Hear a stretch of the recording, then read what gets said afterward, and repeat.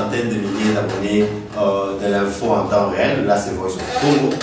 Moi, devant vous, c'est Eric Boukoula, qui ici vous rapporte à partir de Johannesburg. Une fois de plus, mes salutations à vous et merci une fois de plus pour vous brancher sur l'info en temps réel. Alors, ils étaient plus de 100 délégués, 100 représentants des différentes plateformes de l'opposition et partis politiques aussi de l'opposition, et ils ont pris 2 jours en fait, au lieu de 3 jours comme initialement prévu, et c'était à Bruxelles, où on se rappelle, l'indépendance du Grand Congo avait été décidée quelques 60 ans passés. Là bien sûr, je me réfère à la table ronde de Bruxelles, et là aussi je parle des opposants et de ce qu'on appelle désormais le conclave de Bruxelles à Genève. Comme si vous êtes branché sur votre Congo, bien sûr, vous saurez quel a été l'aboutissement. Vraiment, un nom catégorique a été donné pour un dépassement du mandat de M. Joseph Kabila. Donc, c'est-à-dire, tous les opposants sont unanimes quand ils disent que 19 décembre, ils ont date Yasuka pour Joseph Kabila. Et aussi, ils ont dit non au dialogue format Joseph Kabila.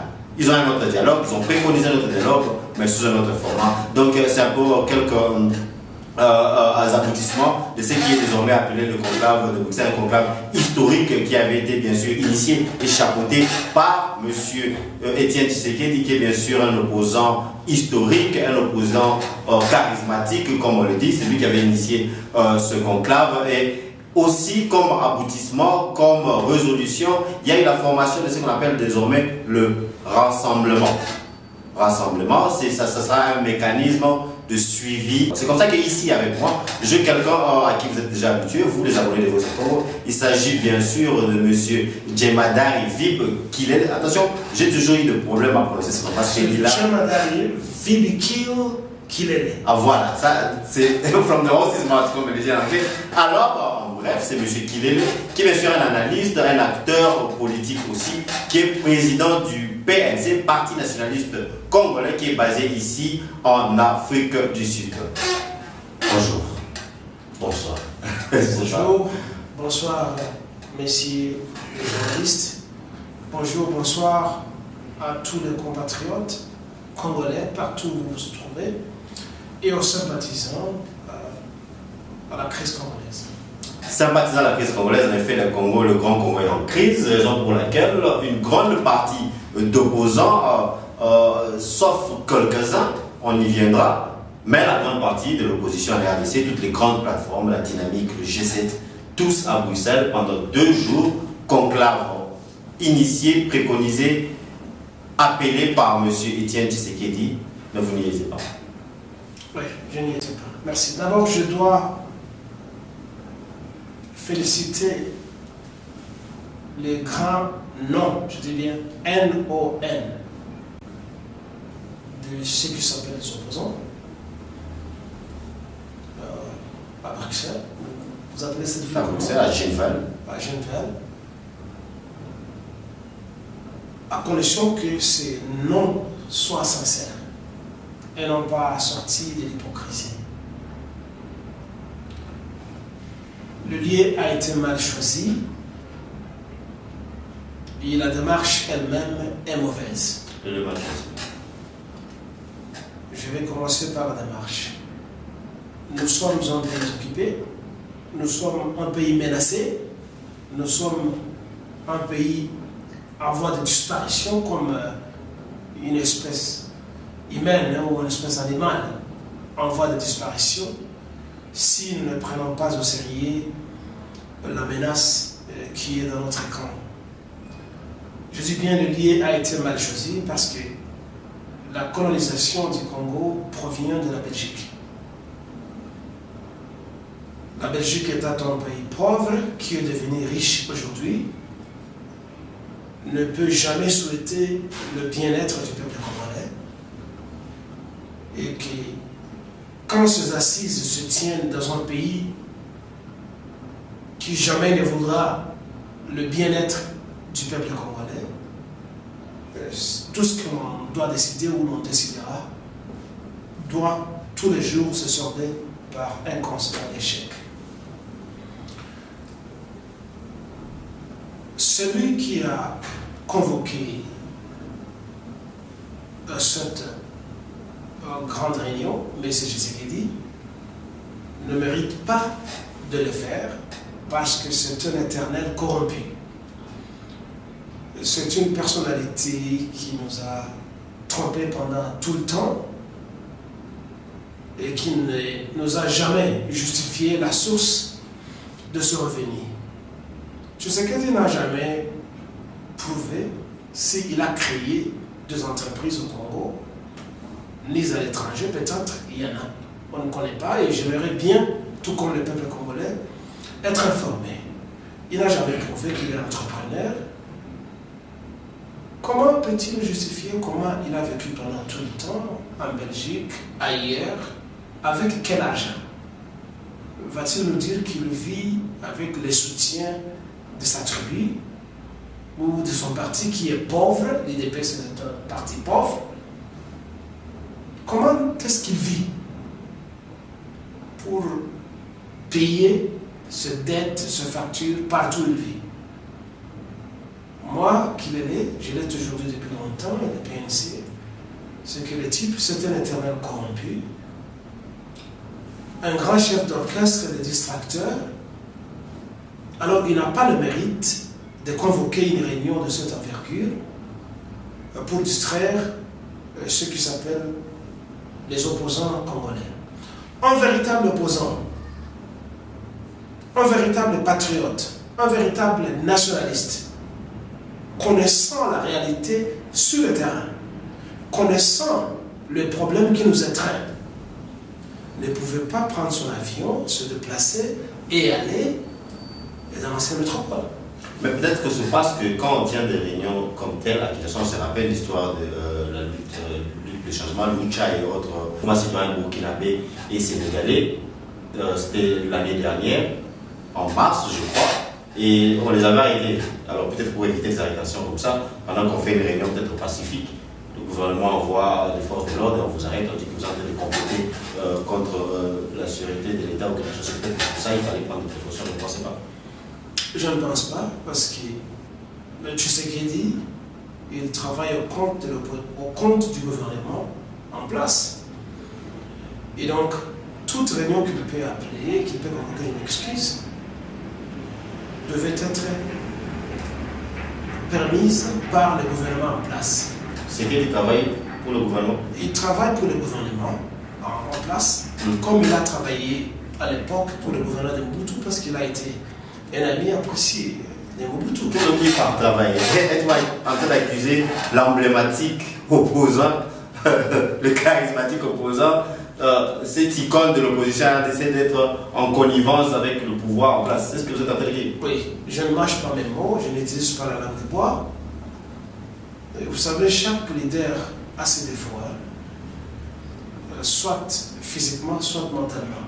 Même Jésus-Christ, s'il a existé entre guillemets, il a eu ses défauts quand il a demandé à ses apôtres d'aller vendre leurs habits et acheter les épées afin de se défendre.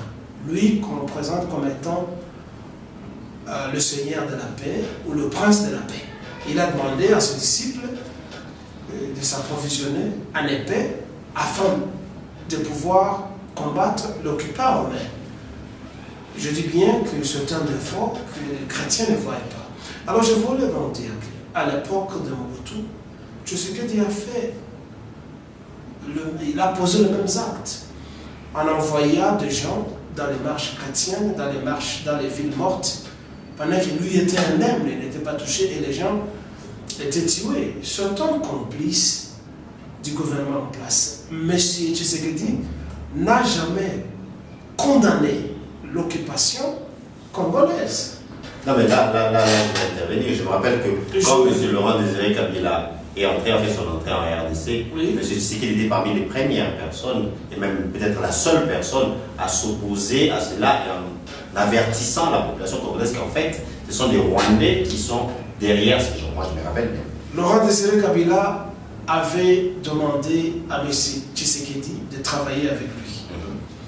Et nous nous rappelons que 2 ou 3 fois, quand M. Tshisekedi est venu en Afrique du Sud, je ne m'acharne pas contre lui et je suis dans la logique de votre de vos questions.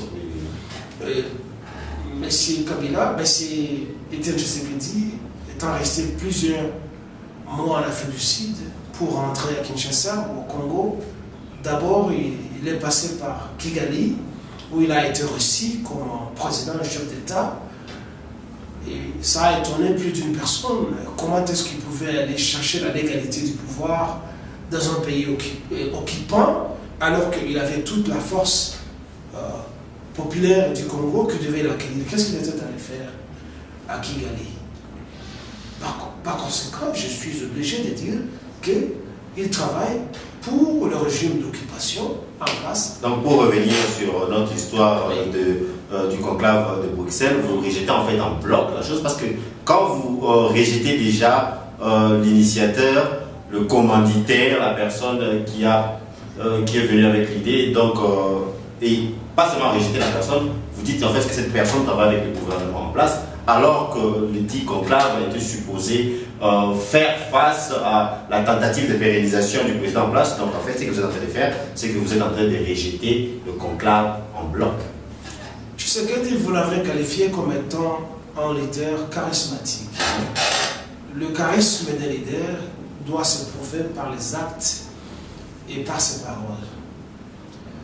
À part jeter les gens dans des marches, Tshisekedi n'a jamais demandé à la population congolaise de prendre les armes contre l'occupant ou contre une certaine dictature. Il ne l'a jamais fait. Il y a des leaders qui ont demandé de le faire comme moi, comme Ayatollah Khomeini.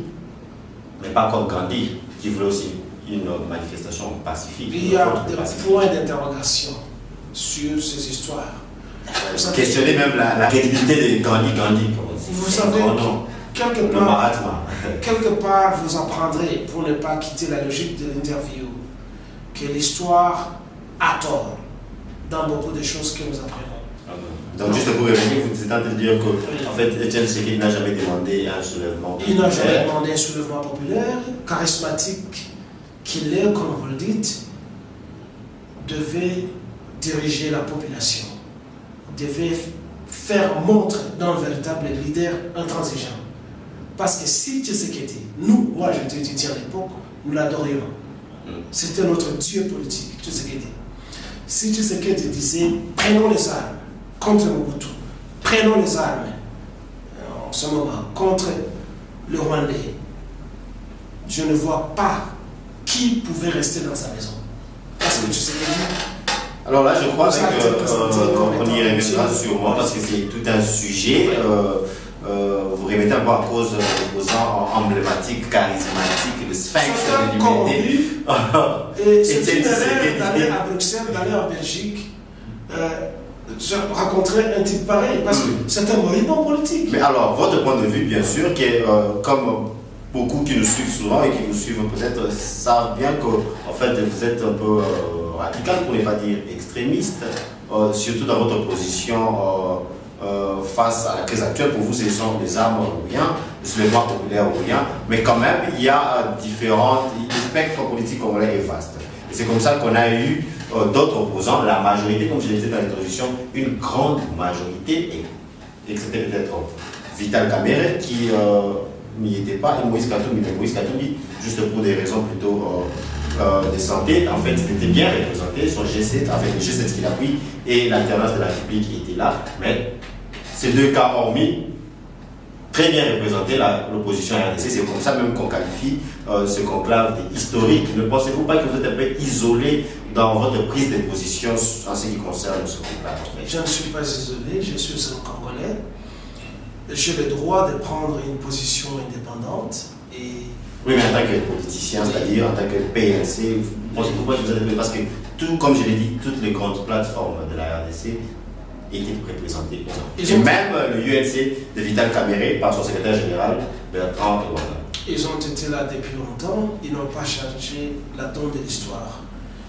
Nous ne cesserons jamais de le répéter, Vital Kamerhe, Moïse Katumbi ne sont pas des opposants. ce serait trop vous ennuyer si nous répétons ça, mais souffrez que nous le répétions, que Vital Kamerhe n'a jamais été un opposant, moins encore Moïse Katumbi. Moïse Katumbi, pour commencer avec lui, Moïse Katumbi et Kyungwa Kumwanza m'ont escroqué de l'argent. Jeu de correspondance entre moi et eux. Et si je mens Moïse Katumbi, Vital Kamerhe, excusez-moi, Moïse Katumbi et Kyungwa Kumwanza doivent demander un débat entre moi et eux. Je n'ai jamais été avec eux face à face. Ils m'ont escroqué à distance au travers de leurs délégués dont je détiens les photos. Alors je vais ouvrir une parenthèse parce que là c'est Voice of Congo, des centaines de milliers d'abonnés à travers le monde et devant plus de 1 demi-million de personnes, vous êtes en train de déclarer que Kyungwa Kumwanza et Moïse Katumbi, le richissime Moïse Katumbi, vous ont escroqué de l'argent. Un riche n'a jamais été riche, il veut toujours en avoir. Pouvons-nous avoir un peu plus de détails sur cette histoire en fait? Parce que là, quand vous faites des déclarations, il faut les appuyer avec le fisc. Peut-être aujourd'hui, nous n'avons pas tout le Je crois que c'est la deuxième ou la troisième fois que j'en parle. Et pouvez-vous nous expliquer un peu, nous donner plus de détails sur cette histoire? Qu'est-ce qui s'est passé en fait? Ne nous écartons pas du conclave. Non, nous reviendrons sur le conclave parce que là, c'est une déclaration qui... Ben, c'est grave, c'est grave. Je ne me soustrais pas. Je m'appelle Djomadal Vibikil Kilele. Je ne me soustrais pas. Et nous aurons 1 minute dans la prochaine interview exclusivement sur ce point. Kyungwa Kumwanza, toi qu'on appelle Baba de Katanga, Moïse Katumbi, au travers de quelqu'un que vous m'avez envoyé, vous m'avez escroqué. Vous escroquez quoi, de l'argent? Vous m'avez escroqué de l'argent, vous deux. J'en parlerai, vous ne pouvez pas nier. Si je nie, faites-les ou demandez-moi qu'on soit sur un plateau. Si vous êtes courageux et si vous êtes honnête, vous êtes tous des complices de Hippolyte Kajambere Kanambe et de Kagame. Vous ne pouvez pas nier ça. J'ai des photos de votre envoyé. J'ai des photos plus de 10 de C'est votre beaucoup envoyé. d'impliquer mon invité qui est M. Djemada Kilele, qui, comme pour ceux qui ne le savent pas, est un politicien et un homme politique, je veux dire aussi en quelque sorte, mais aussi un analyste politique. Mais là, on a essayé un peu d'ouvrir une parenthèse qu'on a très vite fermée et que bien sûr, comme on l'a dit, on reviendra en long et à large dans notre émission à venir. Si vous ne l'avez pas écouté, je répète, il a dit que M. Moïse Katumbi et M. Kyungwa Kumwanza l'ont escroqué de l'argent à travers quelqu'un qui l'avait envoyé. Même si c'est un dollar, hein, c'était mon argent, vous me l'avez escroqué. Même si vous avez des milliards, mais l'acte a été posé, vous m'avez escroqué. Alors, et les correspondances entre moi et vous peuvent être trouvables dans l'Internet. alors comme on l'a dit, télévision radio, il faudra, pour qu'on puisse continuer avec ce sujet, monsieur Kilele. Vos numéros de téléphone à travers lesquels nous communiquions, je les ai tous. Dans la prochaine émission, quand vous aurez tous ces documents, nous pourrons continuer parce que là, vous avez un peu choqué beaucoup. Et beaucoup sont confus à l'instant. Mais on reviendra sur le sujet, mes chers. Je voudrais juste montrer aux compatriotes congolais que ce de faire très attention à ceux-là qui s'appellent des leaders. Ce sont des contrefacteurs. Oui, mais ce sont des contrefacteurs. Ce sont des malfaiteurs. Alors, comme je l'ai dit, on reviendra sur ce sujet, un sujet vraiment intéressant parce que là, si vous avez toutes les preuves, toutes les documentations, nous reviendrons ici sur le plateau de 10e production pour en parler un plus. Revenons à notre conclusion. Il y a un jour, vous apprendrez qui avait tué Laurent Désiré Kabila. C'est Moïse Katumbi. C'est parmi ces métis-là. Je vous avais dit que le Congo n'est pas un pays multiracial. C'est un pays de noirs, c'est un pays de Bantou. Je ne suis pas racial. Enfin, excuse-moi, raciste. Mais nous avons fait des enfants avec des femmes blanches, ce qu'on appelle blanches. Mais vous apprendrez un jour, parmi les métis congolais qui créent un club de soi-disant leaders qui avaient tué Laurent Désiré Kabila. Alors, revenons à notre Le choc proviendra de là. Voulez-vous? Pas de ce que je dis. Voulez-vous qu'on vous revienne à notre conclave? Le conclave à Bruxelles. Oh, cette histoire d'escroquerie. Mais on y reviendra. Alors, vous avez rejeté en bloc déjà l'organisateur, si je peux dire ainsi. Vous avez rejeté même l'emplacement. Et donc, ce qui nous remet à votre position, la position que vous avez toujours tenue pour un soulèvement populaire. C'est un peu ça. C'est ça. Nous devons prendre des armes. Alors, juste pour introduire l'histoire de Moïse, vous mettez en doute la crédibilité de, ce que je parle de crédibilité de M. Moïse Katumbi, quand vous dites qu'il n'est pas un vrai opposant. Vous l'avez même cité parmi les assassins, si je dirais présumés, parce que ce n'est pas vérifié, de M. Laurent Désiré Kabila, le musée. Et quand j'ai dit musée, je pense aussi au musée Désiré Mukongos, qui est ici avec nous en train de filmer. Et vous dites que ce n'est pas crédible qu'il soit un opposant. Vous ne pensez pas qu'il est opposant, mais le monsieur a un mandat d'arrêt suspendu sur sa tête. Le monsieur était venu sur l'Afrique du Sud pour recevoir des soins médicaux après avoir été brutalisé par les forces de l'ordre lors de sa comparution au palais de justice à Lubumbashi. N'est-ce pas des faits suffisants pour dire que ce monsieur, qu'il faut-il faire pour que Bandimao, que finalement, il y a opposant? Les ingratitude, ce n'est pas un grade d'être opposant. Parce que quand vous allez dans la Bible, Judas Iscariote, que l'on condamne, qu'on accuse, qu'il a accusé, il a dénoncé ou il a offert Jésus-Christ aux Romains. Quand vous suivez le dialogue entre Jésus-Christ et Judas Iscariote, Jésus-Christ lui dit: mon ami, fais ce que tu dois faire. Vous ne tirez pas attention à ça, il dit mon ami. Ça signifie que c'est quelqu'un avec qui s'est entendu. Fais ceci pour qu'on sache que moi je suis opposant. Donc tout ce qui se passe, c'est du théâtre.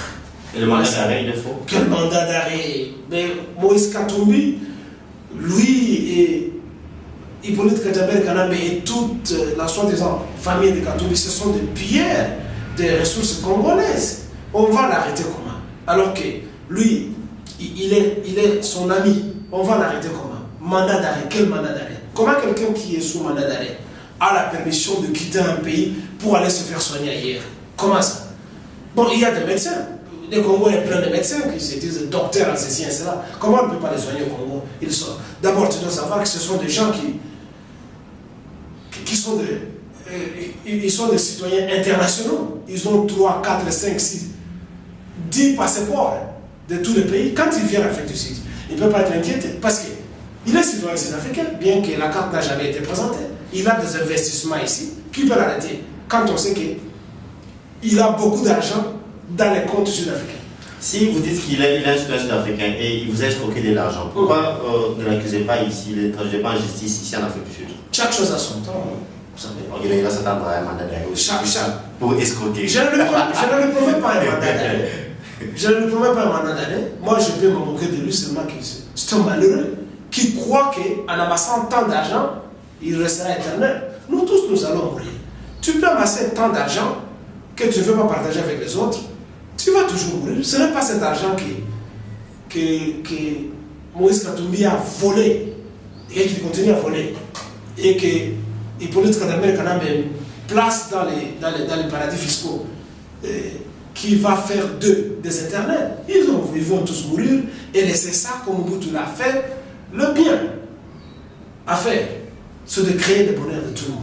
Que tu sois métis, que tu sois rwandais, que tu sois sud-africain, quand tu vis avec d'autres gens, créer le bonheur de tout le monde et ne pas chercher à appauvrir les gens. Je le répète, ce que l'écrivain français Albert Camus avait dit. Il y a de la honte à être heureux parmi les pauvres. Il y a de la honte.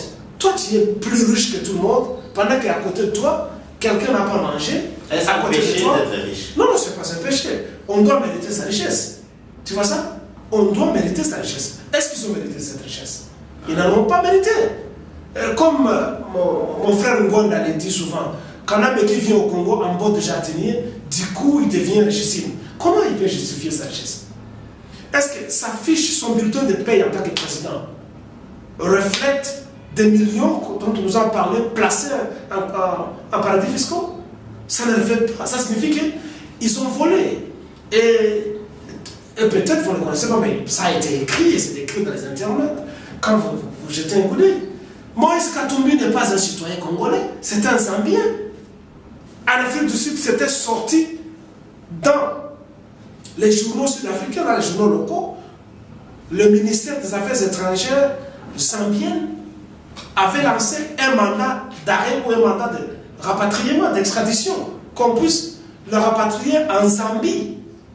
Ça, c'est parce qu'il a eu une nationalité zambienne. Non, c'est pas que pour autant il n'est pas congolais. Moi, je suis ici en Afrique du Sud, ça va faire bientôt 26 ans. Est-ce que moi, je prends la nationalité africaine? Je suis congolais et je respecte ce qu'on dit dans notre constitution. La nationalité congolaise est une et indivisible. Oyekoya, Eya, je demeure congolais. Juste, vous ça? Sa mère a des racines zambiennes, c'est peut-être pour ça. Mais c'est ça, des racines zambiennes. Mais congolaises aussi. Écoutez, vous et moi, vous tous qui êtes ici, vous n'êtes pas plus intelligents et vous ne connaissez pas plus Moïse Katumbi que moi. Vous voyez ça? Mais les Zambiens connaissent que c'est leur citoyen, c'est leur enfant. Avec la maman zambienne et je ne sais pas, père israélien ou palestinien ou portugais. Mais d'abord, outre ça, c'est un citoyen zambien. Vous voyez ça? Et en arrivant chez nous, il devait se déclarer: je suis zambien, entrepreneur. Je viens travailler et rester au Congo. C'est ce mieux. Mais ce titre, c'est un zambien, recherché par la justice zambienne. Comment aujourd'hui il devient opposant? Vous voulez me dire, alors vous rejetez ce comme opposant, vous rejetez Moïse Katumbi. Je le jette. Qui est le vrai opposant? Dieu Martin Fayou. Écoutez, je l'ai dit une ou deux fois, à moins que je me trompe. Moi qui reste l'opposant. Mais je ne fais pas de ces histoires d'opposants. Je parle de nationalistes, de patriotes. Ouais, ça ne doit pas être une carrière. Moi, ce n'est pas une carrière pour moi d'être opposant. Je suis un nationaliste. Ouais, ça, je ne veux pas le label d'opposant. Moi qui reste un nationaliste. Comprenez ça comme étant un opposant comme vous voulez. Parce qu'on croit que c'est un grade. Mon frère, Honoré Ngwanda, c'est un nationaliste. Malgré tout ce qu'on dit de lui qu'il a fait, A, B, C, tout ce qu'on dit de lui, tout ce qu'il a fait.